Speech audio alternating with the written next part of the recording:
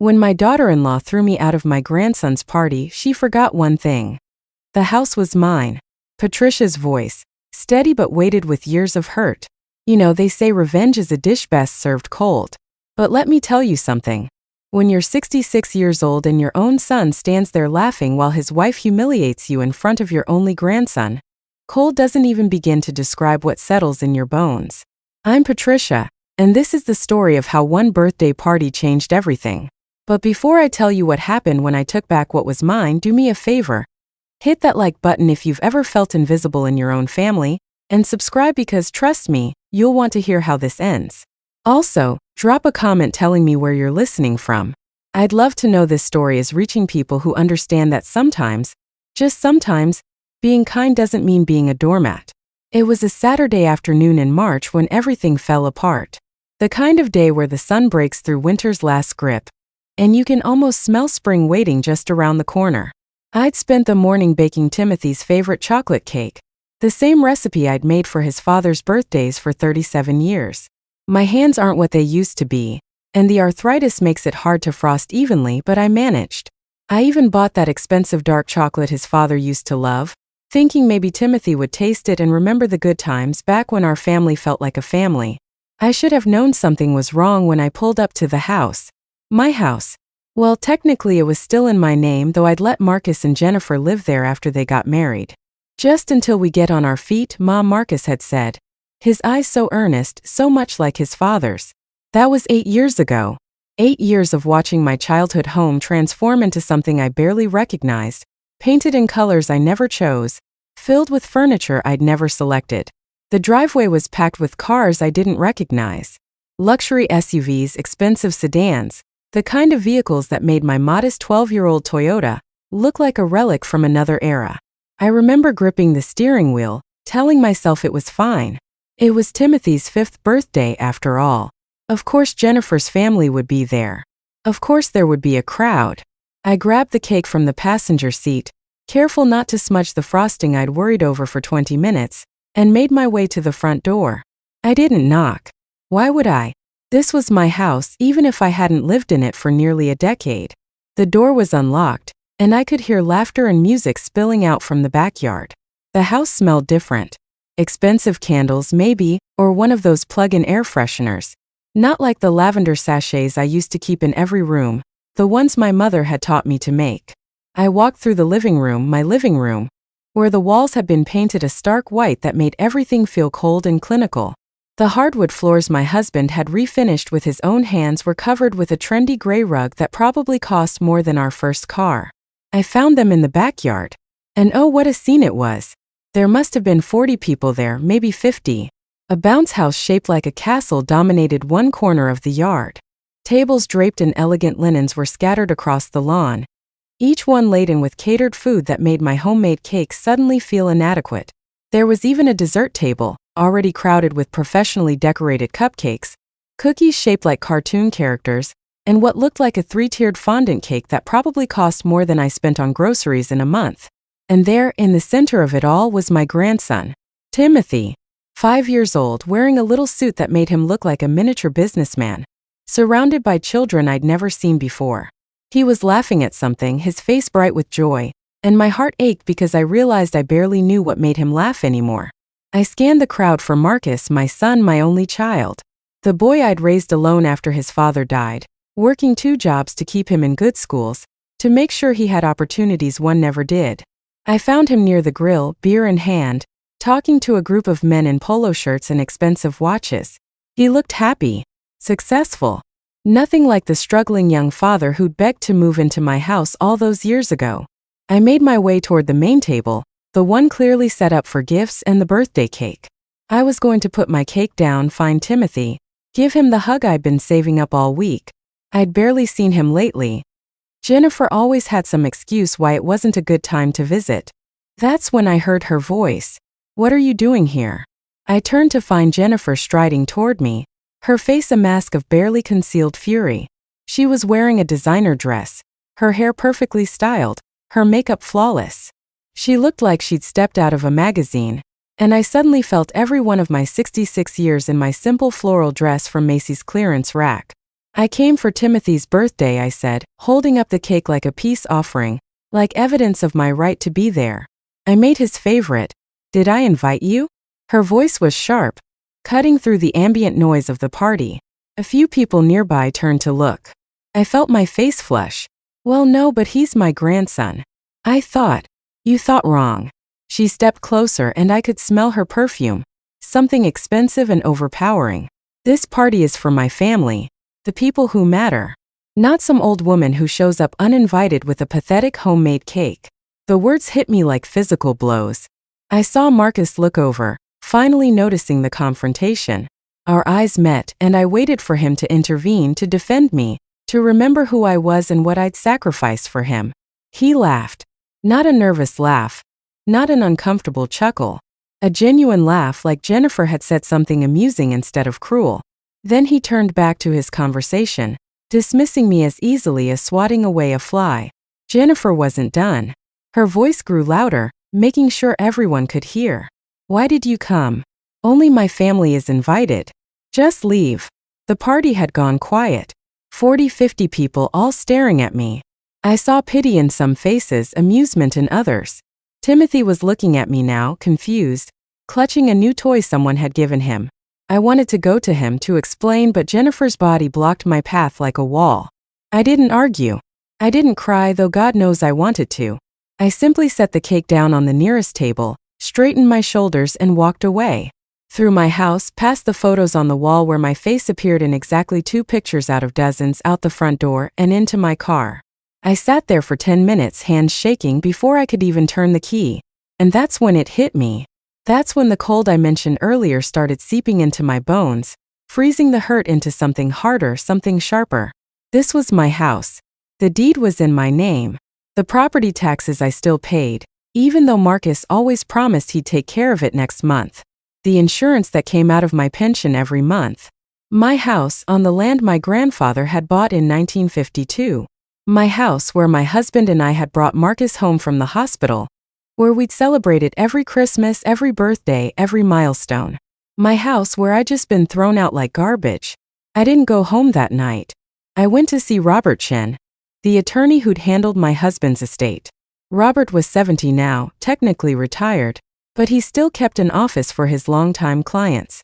He answered my call on the second ring. Patricia, everything all right? Robert, I need to know my options. The house on Maple Street. It's still in my name, isn't it? There was a pause. Yes, of course. You never transferred the deed. We discussed it a few years back, remember? I advised against it until. I need them out, I said, my voice steadier than I felt. My son and his wife. I need them out of my house. Another pause, longer this time. Patricia, are you sure? This is a big step. Marcus is your son. Marcus laughed while his wife humiliated me in front of 50 people. In my own house, Robert. So yes, I'm sure.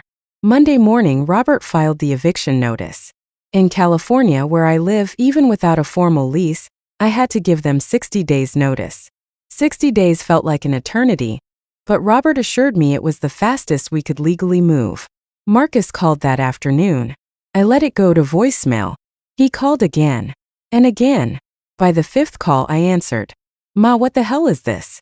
His voice was panicked, the easy confidence from the party completely gone. An eviction notice? Are you serious?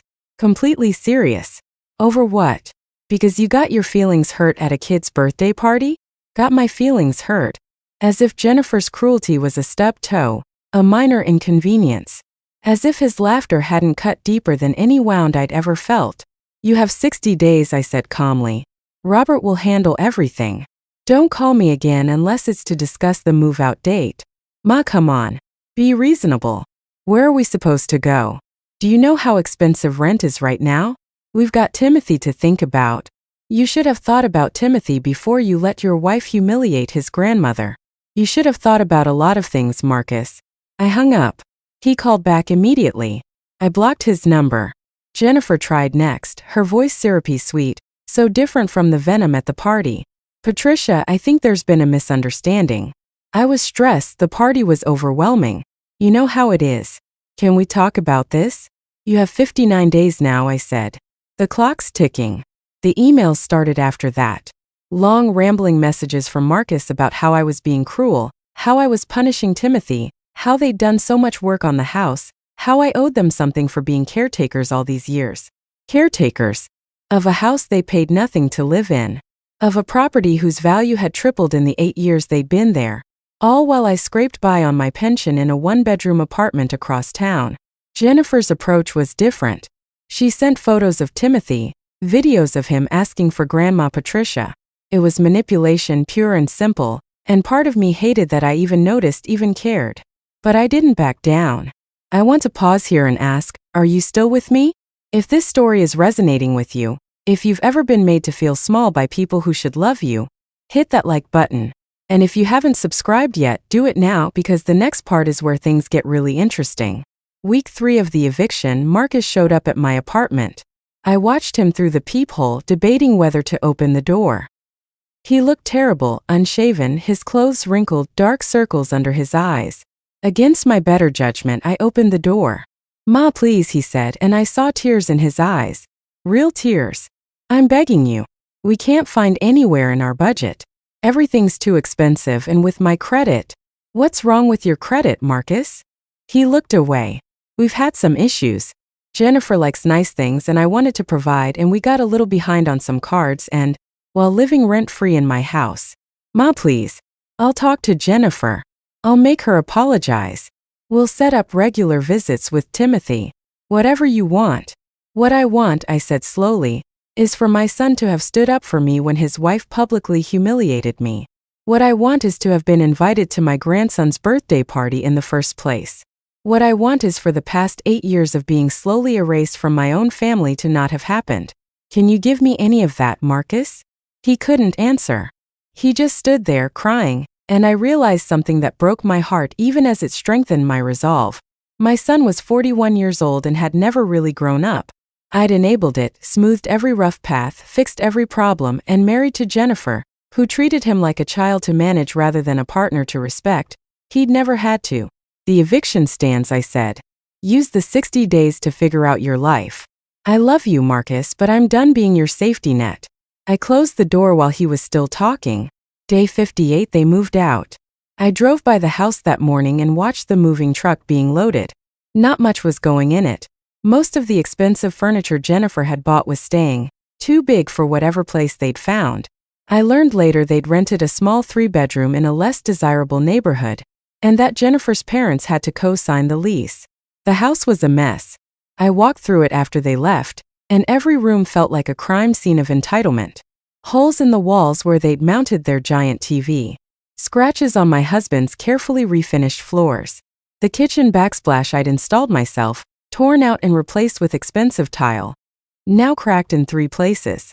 The garden my mother had planted, paved over for a patio I never authorized. It would have been easy to be angry, and I was at first.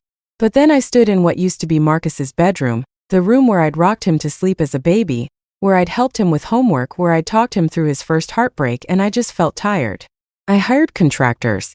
Over the next 3 months, I restored what I could and updated what I couldn't. The walls went back to the warm colors my husband and I had chosen. The floors were refinished again.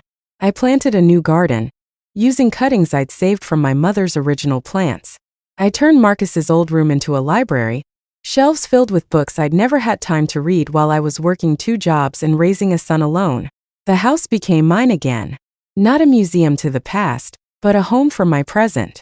Marcus tried to reconcile. Emails, letters showing up at the house until I threatened to get a restraining order. Jennifer never reached out again. I heard through mutual acquaintances that she blamed me for ruining their lives, that she'd told everyone who'd listen that I was a bitter old woman who couldn't stand to see her son happy. Let them think what they want. 6 months after they moved out, my doorbell rang. I answered it to find Timothy standing there, holding Marcus's hand. My son looked humbled, smaller somehow. "He asked to see you," Marcus said quietly. I told him I couldn't promise anything, but he insisted. Timothy looked up at me with those big eyes, so much like his father's, like his grandfather's. "Grandma Patricia? I miss you. Can I have some of your chocolate cake?" I'd be lying if I said I didn't cry. I invited them in, just Timothy and Marcus. Jennifer stayed in the car. We sat in my kitchen, the three of us, and I served slices of chocolate cake. We didn't talk about the party, the eviction, the months of silence. We talked about kindergarten, about Timothy's new favorite dinosaur, about nothing and everything.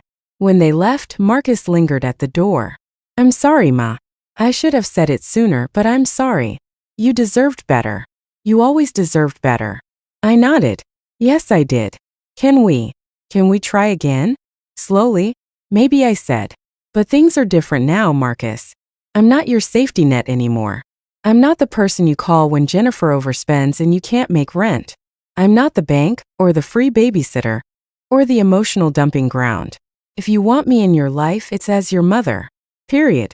He agreed. Whether he'll stick to it, time will tell. So here I am, 6 months later, living in my house, the house I built a life in, the house I almost lost by trying to be too generous. Timothy visits every other Sunday. We bake together, read stories, plant flowers. Marcus comes too, without Jennifer. And we're slowly rebuilding something. It's not what it was, it'll never be what it was, but maybe it's something more honest. Jennifer? I haven't seen her since the eviction. I heard she's still angry, still telling anyone who'll listen that I'm the villain in this story. Maybe I am to her. But you know what? I sleep well at night in my own bed, in my own house, and I don't apologize for taking back what was always mine. They say revenge is a dish best served cold, but I don't think this was revenge. This was self-respect. This was understanding finally at 66 years old that being a mother, being a grandmother, doesn't mean accepting cruelty with a smile. It doesn't mean sacrificing everything until there's nothing left of yourself. Love should never cost you your dignity.